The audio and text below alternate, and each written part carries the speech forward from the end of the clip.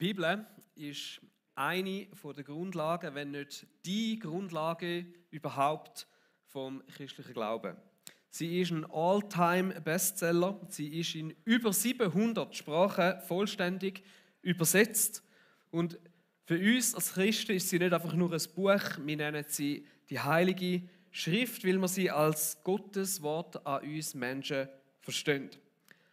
Man kann mit gutem Gewissen sagen, dass es kein Buch gibt, das so einen enormen Einfluss auf die Geschichte der Menschheit hat.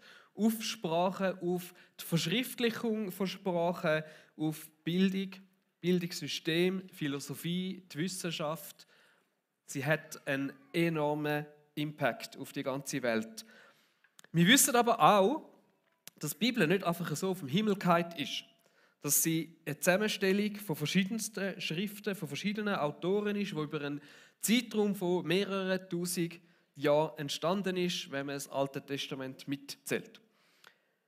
Vielleicht darum, und vielleicht auch, weil sie für uns so zentral ist die Bibel immer wieder im Zentrum von Fragen, Auseinandersetzungen, sogar Spaltungen. Und vielleicht hast du auch schon gemerkt, praktisch immer gehen theologische Differenzen ganz am Schluss auf die Frage zurück, wie man denn jetzt die Bibel richtig verstehen soll. Und darum willkommen in unserer neuen Serie «Die Heilige Schrift, wie du die Bibel richtig verstehen kannst». Endlich sagt es mal jemand, oder? Endlich erklärt es mal jemand. Gut sind ihr da. Nein, also wenn ich euch wäre, wäre ich jetzt sehr misstrauisch, weil immer dann, wenn jemand behauptet, dass er weiß, wie es genau weiß, wie es ist, dann sind die Chancen besonders groß, dass es shady wird, dass es einseitig wird oder dass jemand massiv am Ziel vorbeischießt. Gerade diese Woche habe ich so eine Begegnung gemacht, hat mich jemand auf Facebook angeschrieben, den ich nicht kenne. Das gibt es noch ab und zu so, aber dann ist wirklich so eine Nachricht gekommen, so, ob ich mit dieser Person würde wollen, eine Predigt hören. Ich dachte, wieso soll ich jetzt das und so? Und weil ich gewusst habe, dass es so komische Gruppierungen gibt, wo da so Mitglieder anwerben, habe ich gefunden, das nimmt mich jetzt Wunder, was das ist. Und habe mich dann darauf eingeladen und habe da online die Predigt mitgelesen. Das war ein Livestream und tatsächlich ist es so darum gegangen, dass Jesus schon wiedergekommen ist als chinesische Frau und so. Und ja, genau. Aber ich habe das Beispiel auch noch erzählt, weil im Moment gibt es wirklich so Gruppierungen, wo Menschen über Social Media zu Bibelkursen oder eben so Online-Predigten einladen. Und wenn ihr nicht wisst, woher die sind, und meistens sagen sie es eben nicht, woher das sind, die komisch sind, dann lasst es gescheit an. Wenn sie es genau angeben, dann ist es vielleicht eine andere Sache. Genau. Aber auf jeden Fall eben, es gibt die. Und wir sind da schon mitten in der Thematik drin von dieser Serie und warum es sie eben vielleicht braucht, weil es oft nicht ganz so einfach ist, wie gehen wir denn jetzt wirklich an die Bibel an und wie können wir sie richtig verstehen. Es gibt Leute, die sind der Meinung, wir müssen die Bibel nur lesen, dann ist alles klar, steht ja alles drin. Und andere sind Christen und kennen die Bibel nicht einmal richtig, weil sie irgendwie nicht wissen, wie sie damit umgehen sollen, wie sie am besten zu verstehen ist, was es ihnen sagen soll. Und das ist genau unser Wunsch in dieser Serie, nicht unbedingt alle Fragen dazu zu beantworten, aber mein grösster Wunsch ist, bei euch einfach die Liebe zu der Bibel, das Interesse an der Bibel nochmal neu entfachen. Und wir möchten euch in dieser Serie auch mehr Sicherheit und sinnvolle Hilfestellungen geben im Umgang damit, wie dass wir eben die Bibel lesen und wie dass wir sie so lesen können, dass wir sie auch gewinnbringend lesen können. Die Bibel hat einen riesen Stellenwert. Und als Christen ist sie für uns Gottes Wort an uns Menschen. Wir glauben daran, dass wir, indem wir die Bibel lesen, Gott begegnen können, ihn besser kennenlernen können. Wir suchen in der Bibel für Wegweisung für unser Leben. Wir suchen nach richtig und falsch, nach Antworten auf moralische Fragen. Und eine Aussage, die wir immer sagen, oder? Die Bibel enthält die Wahrheit. Und ich möchte heute mal schnell anschauen, woher kommt denn die Vorstellung, dass die Bibel so eine grosse Wichtigkeit für unser Leben besitzt. Wie kann ein Buch eine derartige Autorität für unser Leben haben? Die einfache Antwort ist, die Bibel hat selber den Anspruch, so das für uns zu sein. Wenn wir im 2. Timotheus 3,16 lesen, dann heißt es dort, denn die ganze Heilige Schrift ist von Gott eingegeben. Sie soll uns unterweisen, sie hilft uns, unsere Schuld einzusehen, wieder auf den richtigen Weg zu kommen und so zu leben, wie es Gott gefällt. Also die Bibel sagt von sich selber, dass sie göttlichen Ursprungs ist. Nicht einfach nur Menschenwort, sondern auch Gottes Wort. Und damit hätten wir die Frage erklärt. Alles bestens. Nein, oder? Wenn wir ehrlich sind und uns ein bisschen Gedanken machen, dann merken wir, ja, aber es ist nicht ganz so einfach, wie es manchmal auf den ersten Blick scheint. Schauen wir mal nur schon diese Aussage ein bisschen genauer an. Oder? Wenn es heisst, die ganze Heilige Schrift ist von Gott eingegeben. Kann man sich mal fragen, welche Heilige Schrift meint denn da der Paulus im 2. Timotheus? Meint er damit unsere Bibel, so wie wir die heute haben? Oder was haben sie vor 2000 Jahren für eine Bibel gehabt? Und dann merken wir schnell, wartet mal, das Neue Testament hat es dort noch gar nicht gegeben. Und es ist fraglich, ob der Paulus jetzt das Gefühl hat, dass seine Briefe dann zu dem Neuen Testament werden und überzeugt war. Und so kann sich die Aussage zum Beispiel ganz streng genommen in erster Linie auf die damals bekannte Heilige Schrift, nämlich das Alte Testament, beziehen und nicht auf das Ganze so, wie wir es jetzt haben. Und für Skeptiker ist das wahrscheinlich eher ein schwieriges Argument, oder? Wenn jemand von sich selber behauptet, das hat Gott mir gesagt und darum gilt jetzt das für alle. Dass jemand, der skeptisch anschaut, für den ist das schwierig. Und damit nähern wir uns ein bisschen am Kernpunkt von dem Ganzen. Und bevor wir weiter darauf eingehen, möchte ich etwas kurz adressieren und für das hole ich ein bisschen auf. Viele Pärchen haben wahrscheinlich von euch so einen Ehevorbereitungskurs gemacht. Steffi und ich auch. Und wenn ihr irgendwann heiratet, dann tue ich euch das wirklich ans Herz legen, so einen zu machen. Es hilft, zumal bevor man die Ehe eingeht, über gewisse Themen zu reden, wo man vielleicht sonst nicht so redet. Und es hilft damit, dass man grössere Überraschungen, wo man nicht darauf vorbereitet war, oder Enttäuschungen, ein bisschen vermeiden kann. Gewisse wird es geben, aber es hilft schon mal, über gewisse Themen ein bisschen geredet zu haben. Und einer von diesen Kursen, die es gibt, der hat so einen Punkt, und der ist mir geblieben, der heisst idealistische Verzerrung. Und da geht es darum, unter anderem, inwieweit die Person die Beziehung so ein bisschen durch eine rosarote Brille sieht. Ich habe eine mitgenommen.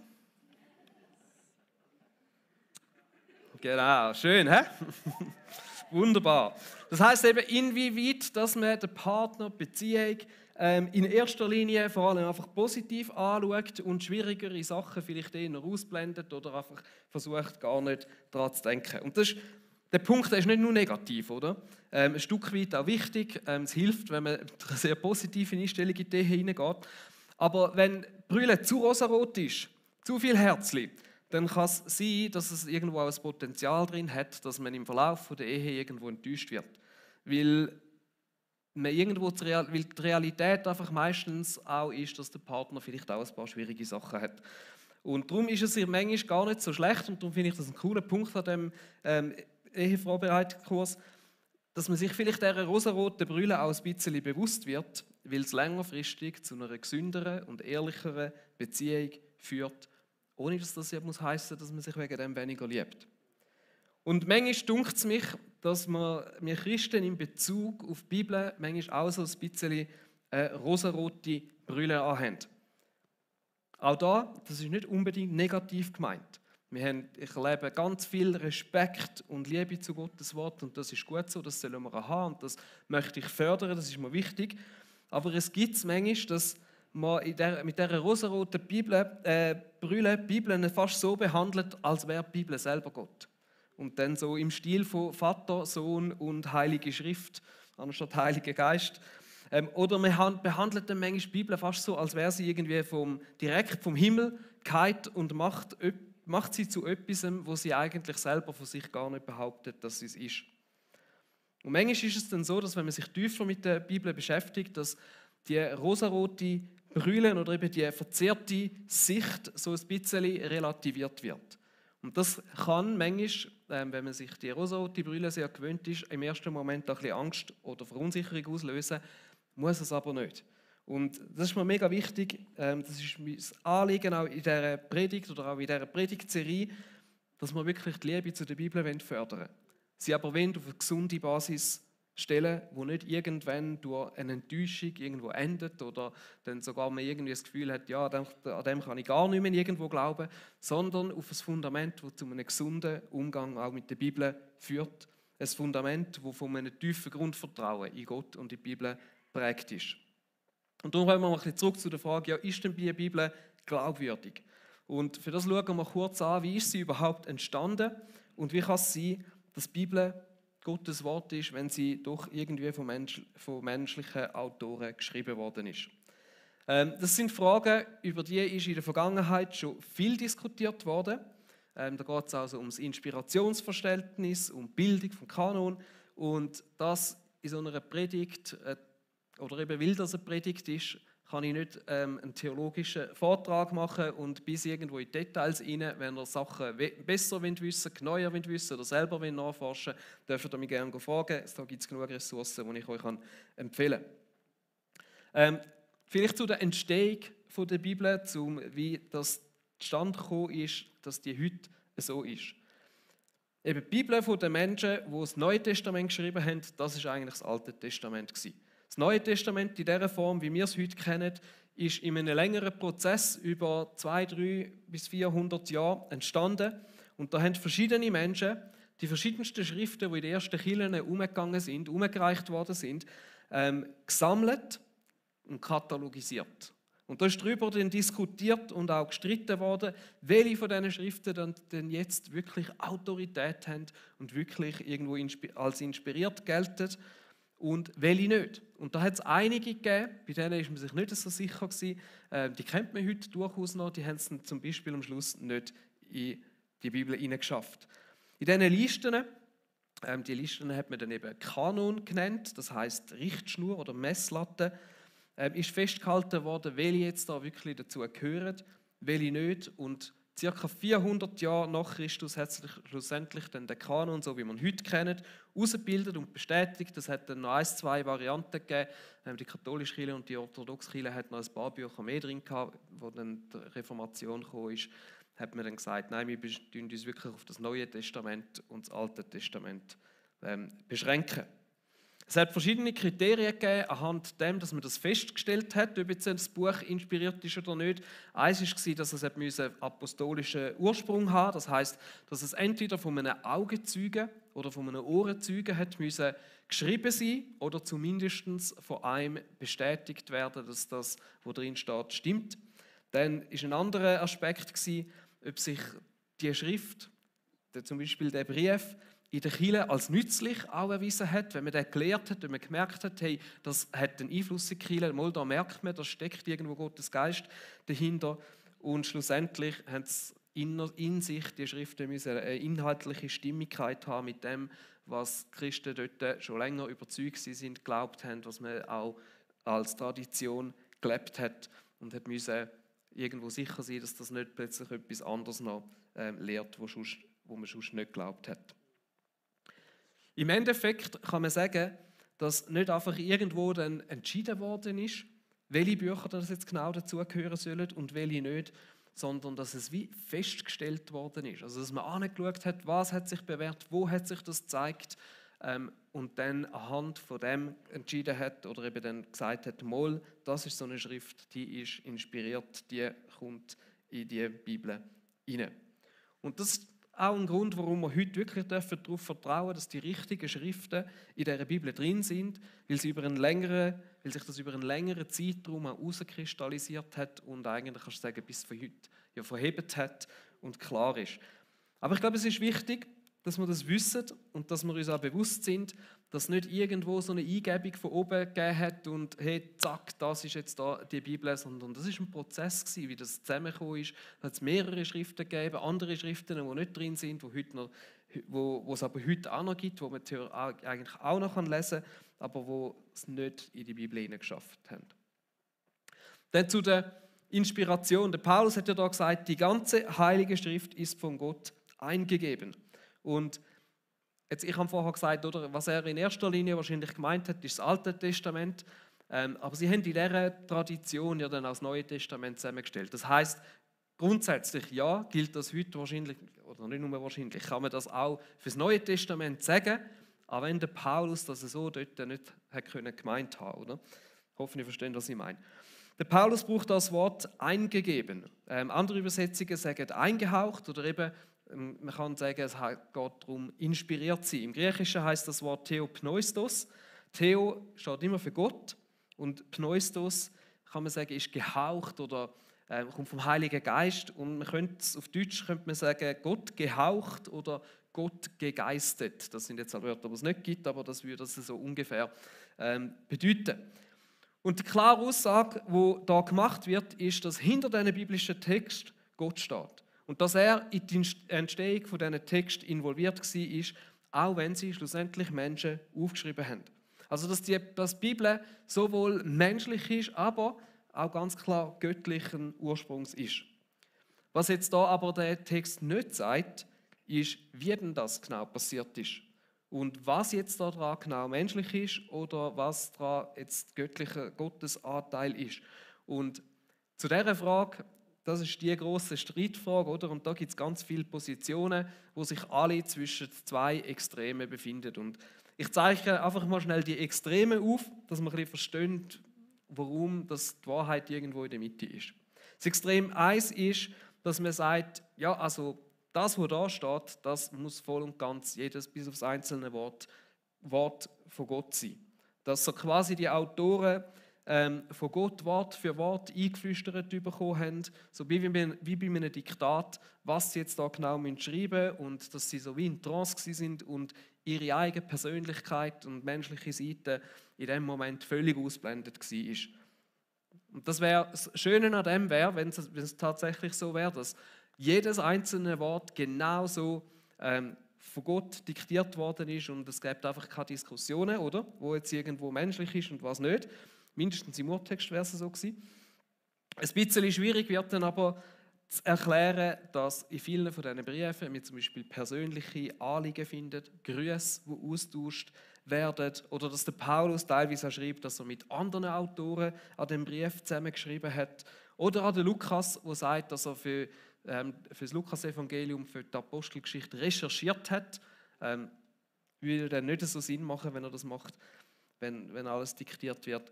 Also ihr seht, mit dieser Position gibt es ein paar ganz schwierige Aspekte, die schwierig zu erklären sind. Das zweite Extrem wäre, dass man gerade in die andere Richtung geht, oder? Und sie sagt, ja, eigentlich ist es hauptsächlich das, was die Leute damals gedacht haben und über Gott geglaubt haben. Und die haben einfach aufgeschrieben, wie sie das Gefühl hatten, haben sie Gott erlebt. Und die einen haben vielleicht noch gemeint, sie seien inspiriert oder nicht. Das wäre dann so das andere Extrem, oder? Und dort müssen wir dann sagen, okay, dann ist das mehr eigentlich einfach ein Zeitzeugnis, die Bibel, aber eigentlich ist in dem Sinne wenig inspiriert oder eben eigentlich nichts mehr. Das sind so die beiden Extreme und die Wahrheit, die liegt irgendwo in der Mitte. Vielleicht kann man noch sagen, ein bisschen mehr. Ich würde jetzt glaube ich ein bisschen mehr dazu tendieren, dass da schon noch ein bisschen mehr von Gott drin ist, dass er da schon deutlich auch mitgeholfen hat. Aber wir müssen anerkennen, dass wir in der Bibel sehen, da hat es persönliche Gedanken, da hat es Anrede, da sind Grüße, da hat es sogar unterschiedliche Schreibstile, die man wahrnehmen kann. Da hat es Details in den Evangelien, die nicht mit allen anderen gleich übereinstimmen. Und trotzdem ist offensichtlich, wenn man die Bibel anschaut, dass Gott den Prozess geleitet hat, dass Gottes Geist in dem am Werk war und nur deshalb ist es, glaube ich, möglich, dass die Bibel trotzdem in sich selber so stimmig ist und die Texte so eng und auch verknüpft miteinander sind, aufeinander können Bezug nehmen und das Ganze irgendwie so ein Bild gibt und nicht nur das, oder, sondern auch die ganze Wirkung, die es in den letzten Jahrtausenden sich entfaltet hat durch die Bibel, die so klar dafür spricht. Ich habe noch ein Bild mitgenommen, das ein bisschen aufzeigt, wie die Bibel eben dauernd immer wieder einen Bezug auf sich nimmt und wie eng die Sachen miteinander verwoben sind. Ich muss es kurz erklären. Ihr seht unten dran den grauen, weißen Balken, oder? Das sind einzelne eigentlich so Spalten und jede einzelne Spalte steht für ein Kapitel aus der Bibel. Und oben dran die Bögen, die geben eigentlich an, wo das es eigentlich überall von welchem Kapitel zu welchem Kapitel so Verbindungen gibt und haben das noch ein bisschen farblich eingeordnet, wobei die Farben nichts zu bedeuten haben, sondern mehr so über den Unterschied, wie weit. Aber ihr seht, was für ein Kunstwerk das schlussendlich gibt, wenn man sich das vor Augen hält, wie da alles in der Bibel miteinander im Zusammenhang steht und aufeinander aufbaut und drin ist. Und in dem Sinne ist es so gewaltig zu sehen, wie Gott immer wieder gezeigt hat, dass er zu der Bibel als sein Wort steht und dass es okay ist, wie die Bibel ist und dass es keine andere Bibel braucht. Und wo ich überzeugt bin, dass wir genau die Bibel haben, wo Gott wollte, dass wir sie haben und wo wir sie brauchen, nicht mehr, nicht weniger. Ob jetzt Gott einfach den Gedankenfluss von den Autoren inspiriert hat oder ihre Überzeugungen und einzelne Formulierungen und wie das genau abgelaufen ist nicht entscheidend und können wir schon darüber rätseln, wir werden es nicht genau wissen. Aber das eingehaucht, wo der Paulus da schreibt, das beschreibt das Geheimnis, dass eben die Bibel beides ist. Sowohl Gottes Wort als auch Menschenwort. Dass sie zuverlässig ist in allem, dass sie wahr ist, aber dass man auch menschliche Eigenschaften und Eigenheiten in der Bibel findet. Die Katholiken haben das noch recht cool formuliert, finde ich, darum lese ich euch das vor als ein Zitat.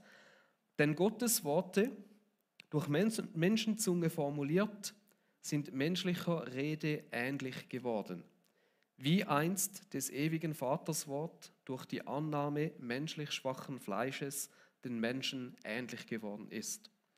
Und mir gefällt, dass sie da gerade auch noch den Vergleich zu Jesus reinbringen.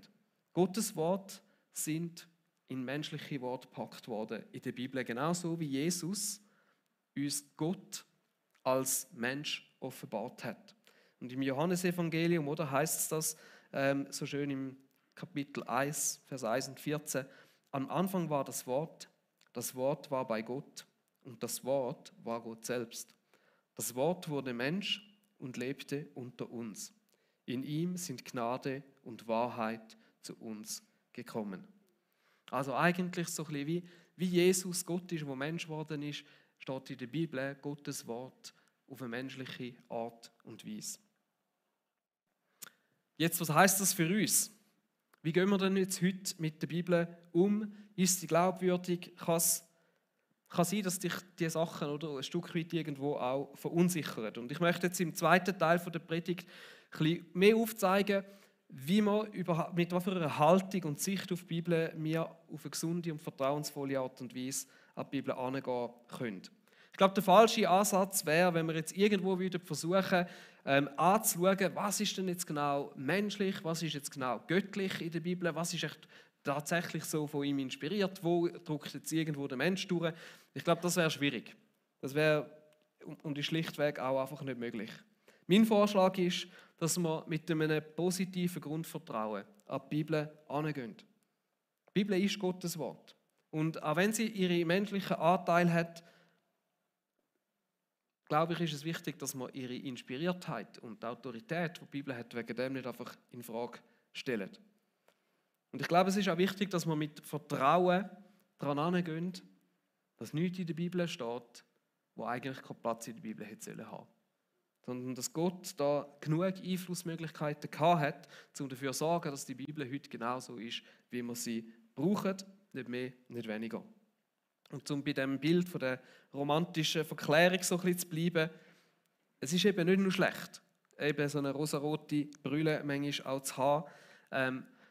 Es hilft, dass man nicht zu kritisch an Sachen angeht, sondern mit einem eben gesunden Grundvertrauen, mit einem gesunden Optimismus, dass wir da wirklich Gottes Wort vor uns haben.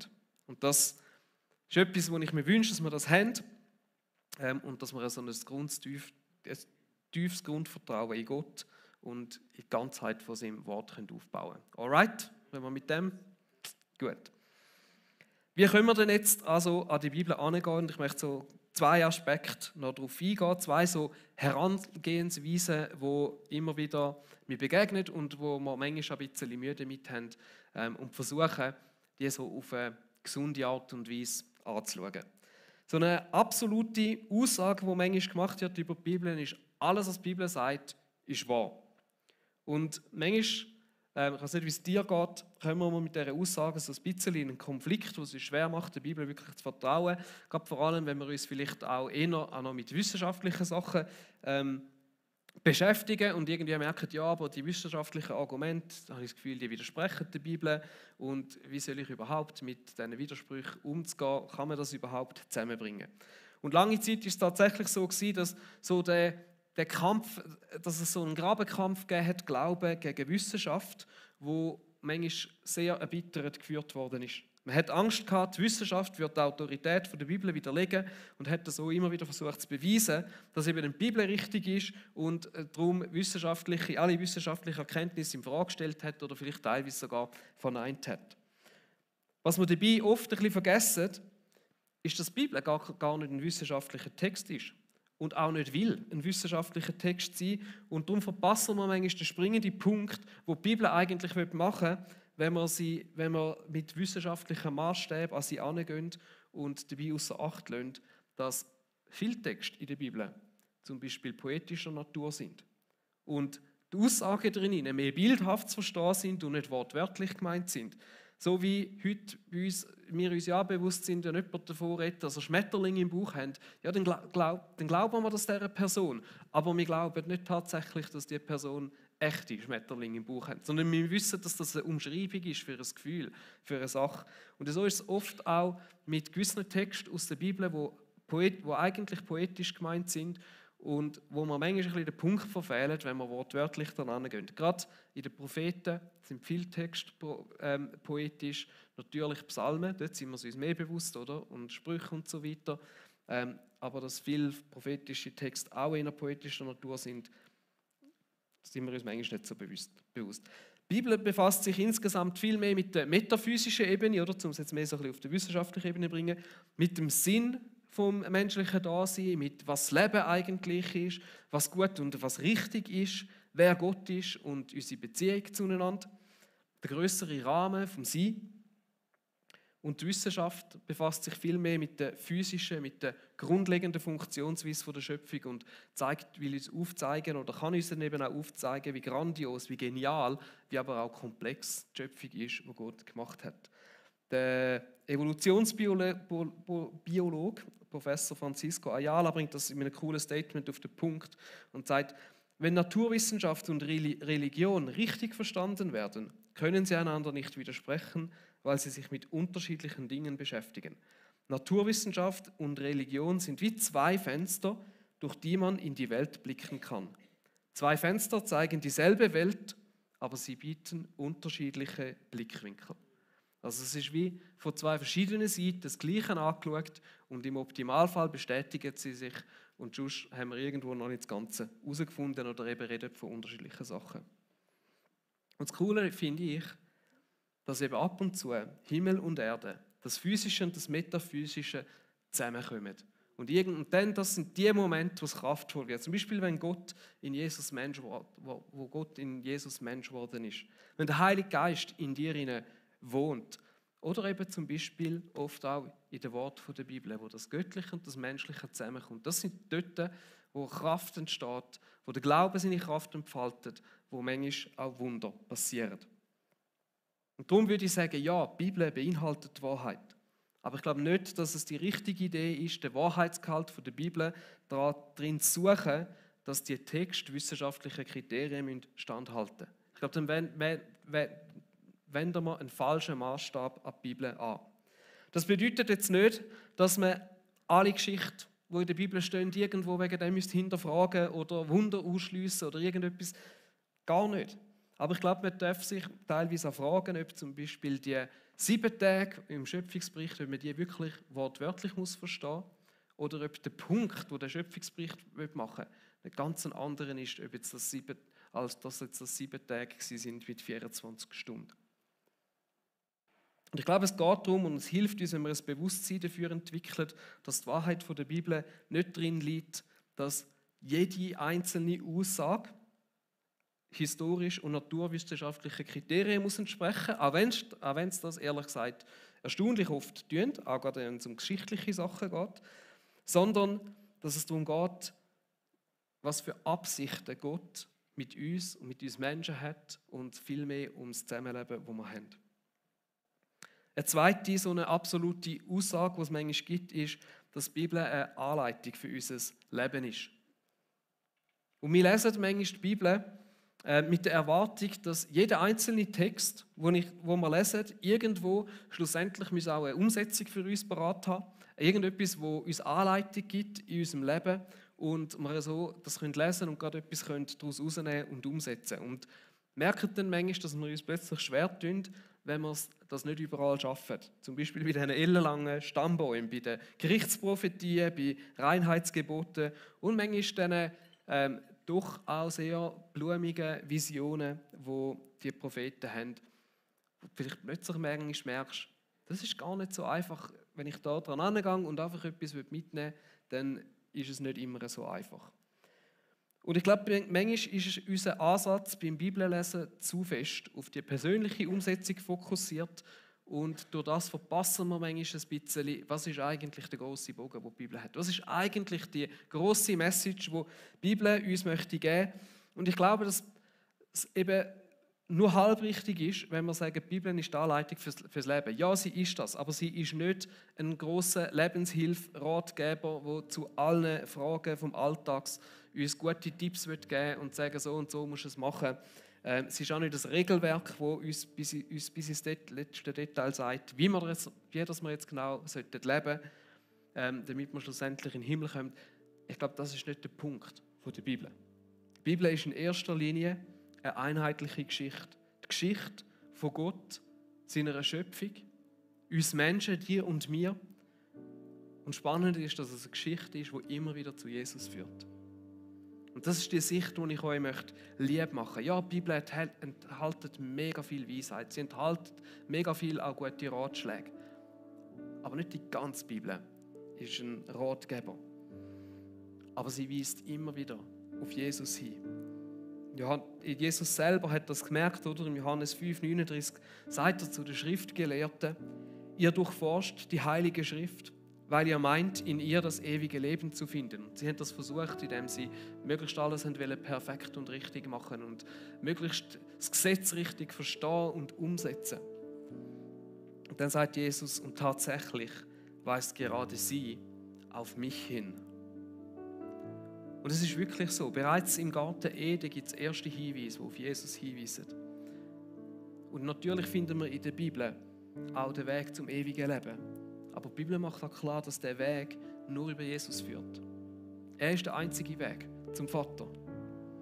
Und eben, wie gesagt, es hat viel Anleitung, es hat viel Wegweiser, es hat viele Verse, die uns vielleicht in unserem täglichen Leben etwas geben und helfen, aber nicht die ganze Bibel ist mit dem im Hintergrund geschrieben worden. Es ist eingebettet in die Gesamtgeschichte, die die Bibel uns erzählt. Die Geschichte von Gott mit seiner Schöpfung, mit dir und mir, die immer zu Jesus führt. Und manchmal ist die Bibel auch weniger da, oder manchmal ist der Punkt der Bibel auch viel mehr an unserem Charakter zu arbeiten, als an unserem Verhalten. Weil der Charakter ist das, was schlussendlich unser Verhalten prägt. Und manchmal schauen wir viel eher an, wie können wir unser Verhalten anpassen oder wie müssten wir unser Verhalten anpassen. Und wenn wir die Bibel ein bisschen mehr mit dieser Linse auch lesen und merken, hey, Gott geht so oft darum, wie er unser Innere formen kann, wie unser Innere verändert werden kann, damit aus dem heraus nachher unser Tun, unser Verhalten sich ändern kann. Und wir werden in der nächsten Predigt anschauen, wie wir vielleicht jetzt mit einzelnen Texten besser umgehen können. Und etwas anderes, was ich euch empfehlen möchte, ist, ich zeige euch dann nachher noch ein Slide dazu, ist das Bible Project, wo es so Videos hat, wo eine ganze Serie darüber, wie wir die Bibel lesen können, wie wir sie vertiefen und drin hineingehen. Mein Wunsch ist, dass ich mit dieser Predigt euch wie auch noch mal so 1-2 andere Blickwinkel auf die Bibel geben können. Vielleicht ein bisschen eine realistischere rosarote Brille überzukommen und ein neues Interesse daran zu wecken, euch vielleicht auch noch mal neu und vertiefter mit der Bibel zu beschäftigen. Ich weiß nicht, wie es dir geht, aber vielleicht merkst du, dass es manchmal gar nicht nur mehr so einfach ist, die Bibel zu lesen und zu verstehen. Und ich möchte dazu rufen, lass dich von dem nicht abhalten, sie zu lesen und dich beschäftigen. Und ja, oder manchmal ist uns gesagt worden, hey, die Bibel ist einfach, du musst sie nur lesen und umsetzen. Und ich sage jein. Ja, gewisse Sachen schon, ja. Aber es ist eben gleich ein grösseres, komplexes Werk, wo wir uns ein bisschen drin vertiefen müssen. Und wo nicht einfach so ein Andachtsbuch ist, wo man mal schnell aufschlagen kann und etwas drin lesen und dann hat man es kapiert, sondern wo viel komplexer, viel weiter, viel vertiefter ist und wo es sich lohnt, ein bisschen mehr drin einzutauchen und zu anschauen. Das werden wir in den nächsten 2 Sündigen noch ein bisschen weiter miteinander vertiefen. Für heute habe ich 3 konkrete Schritte, die ich euch dazu möchte ermutigen. Der erste ist ganz einfach, lies deine Bibel. Und wenn möglich, mach es dir zu einer Gewohnheit. Und schau es weniger einfach als eine fromme Leistung an oder eben vielleicht auch weniger mit dem Ziel, hey, was kann ich jetzt für heute daraus rausnehmen, sondern schau es an als ein Stück weit Beziehungspflege. Wo du etwas über Gott lernst. Wo dich vielleicht etwas ankommt, wo du vertiefen kannst, wo du mehr drin hineingehen kannst. Und es wird Momente geben, wo sie direkt wird zu dir reden und dich herausfordern. Es wird aber einen Moment geben, wo das vielleicht nicht der Fall ist. Und dann lass dich von dem nicht entmutigen. Wie jede Gewohnheit entfaltet sich die Kraft der Gewohnheit erst dadurch, dass wir es immer wieder machen. Dass wir es eben täglich zum Beispiel wiederholen. Und ich glaube, so ist es auch beim Bibellesen. Manchmal ist nicht ganz klar, was jetzt auf einem abfärbt. Manchmal kannst du nicht in dein Tagebuch etwas hineinschreiben, hey, das hat mich jetzt mega angesprochen. Aber wenn du es täglich machst, dann wird es dich prägen, dann wird es auf dich abfärben, dann wird es etwas in deinem Leben verändern. Genauso wie die anderen Sachen, mit denen du dich fühlst. Wenn du dich täglich mit News fühlst, es wird etwas mit dir machen. Wenn du dich täglich mit Social Media, mit Netflix zumüllst, es macht etwas mit dir. Genauso macht die Bibel etwas mit dir. Das zweite konkrete Schritt, fang an, ein bisschen zu graben. Fang an, das Gesamtbild von der Bibel irgendwo zu entdecken. Und ich möchte euch heute wirklich das Bible Project ans Herz legen. Das sind so Videos, grafisch gestaltete, animierte Videos, die wunderbar gemacht sind und die mega helfen, die grösseren Zusammenhänge und Hintergründe von der Bibel zu entdecken. Und auf dem Link ich habe es auch im Konzept drin, das müsst ihr jetzt nicht unbedingt kennen, ihr könnt es aber auch einfach eingeben, Bible Project und wie man die Bibel liest. Das ist eine ganze Serie von irgendwie 10, 15 Videos, die zwischen 5 und 10 Minuten gehen, die auf einzelne Arten und wo aufs Gesamte eingehen, aber auf einzelne auch Textsorten und die euch helfen, die besser zu verstehen. Und die sind wirklich, wirklich gut. Also ich kann es nicht mehr betonen, sie sind wirklich, wirklich gut. Und ich lege es euch mega ans Herz, vielleicht mal in dieser Woche auf 10 von 10 verzichten und an dieser Stelle mal 2, 3 von denen schauen. Und etwas anderes machen. Dann natürlich Studien, Bibel, Kommentare, Bibellexika können da helfen, aber auch dort muss man sich vielleicht manchmal bewusst sein, die hat auch jemand geschrieben. Also gleich wie bei diesen Videos natürlich auch. Und dann der dritte Punkt ist Austausch. Das Gemeinsame. Die Bibel war immer dazu gedacht, in Gemeinschaft gelesen und ausgelegt zu werden. Früher konnte nicht jeder lesen. Und sie haben die Bibel genommen und vorgelesen in den Versammlungen, haben nachher darüber austauscht und miteinander geredet. Und das ist eigentlich der Ursprung davon, wie Gottesdienste entstanden sind. Und das ist vielleicht ein Aspekt, den wir heute manchmal ein bisschen verloren haben, in dieser Art und Weise, wie wir Gottesdienst feiern. Aber durch den Austausch mit anderen entdecken wir neue Blickwinkel, werden wir unsere eigene Sichtweise hinterfragen und gehen uns vielleicht ganz neue Sachen auf. Und ich möchte euch Mut machen, ja in den Small Groups wirklich die Bibel wieder mehr anführen und miteinander darüber austauschen, was ihr dazu denkt, wie ihr das seht. Und vielleicht dürfen wir auch mal ein bisschen unterschiedlicher Meinung sein und über das diskutieren, das ist auch ganz okay. Und macht euch keinen Kopf, wenn ihr bei gewissen Texten nicht rauskommen oder sie nicht verstehen. Der Mark Twain hat mal ganz ein gutes Statement gemacht über die Bibel und mit dem höre ich auf. Er hat gesagt, ich habe keine Schwierigkeiten mit dem, was ich in der Bibel nicht verstehe. Probleme machen mir die Stellen, die ich sehr gut verstehe. Und ich glaube, es hat genug Stellen drin, wo man sehr gut versteht. Und Und manchmal dürfen wir den Fokus ein bisschen wegnehmen von denen, die wir vielleicht nicht ganz verstehen. Ich möchte beten, steht doch auf dazu und dann gehen wir auch nochmal in Worship rein. Jesus, ich liebe dein Wort. Es ist so kraftvoll, es bereichert mein Leben so sehr.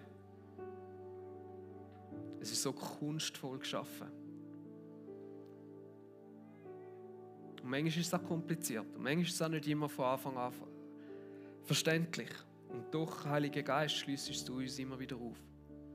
Und ich möchte bitten, Heiliger Geist, dass du uns hilfst, wenn wir uns in den nächsten Wochen wieder mehr mit der Bibel auseinandersetzen, hineingehen, dass du uns hilfst, dass wir sie besser verstehen können. Dass du zu uns redest durch sie, aber dass wir sie auch einfach in ihrer Größe und Schönheit und in dieser Gesamtheit irgendwo dürfen erfassen und vielleicht dann einmal neu entdecken.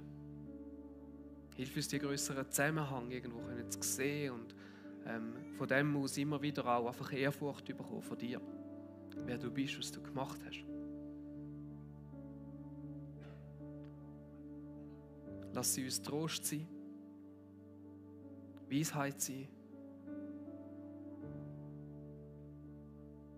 und lass wir die Bibel auch einfach die Bibel sein, wo du deine Hand drüber hebst, wo du so hast wollen und wo wir dürfen vertrauen. Ich möchte euch segnen, einfach auch da wirklich mit einem gesunden Grundvertrauen in die Bibel, dass sie Gottes Wort ist, dass sie heute noch zu uns redet, trotz an dieser menschlichen Seite, die sie hat. Und wie genial das ist, so, wo immer wieder so du und wir Menschen irgendwo zusammenkommen, wie das bei dir, Jesus, passiert ist, wie das mit der Bibel ist und wie das heute noch so ist, indem der Heilige Geist in uns hineinlebt. Amen. Wir haben jetzt in dieser Zeit, wo wir im